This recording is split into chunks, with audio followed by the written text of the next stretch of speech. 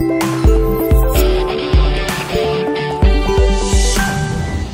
The lord. ఈరోజు సామెత నేర్చుకుందామా? సామెతల గ్రంథం 19వ అధ్యాయం 24వ వచనం.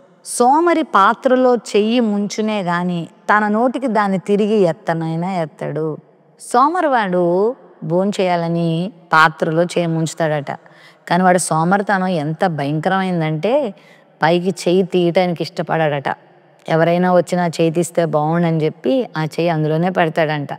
అంటే వాడు నోటికి ఆహారం అందదు అని దాని అర్థం. వాడి దగ్గరకు ఆహారం వచ్చినా, వాడికి అవకాశాలు వచ్చినా వాడు వాటిని పొందుకోలేడు. అంత సోమరితనం వలన నష్టపోతూ ఉంటాడు. కాబట్టి సోమరితనం చాలా ప్రమాదం. చురుకుగా ఉండటం గొప్ప భాగ్యం.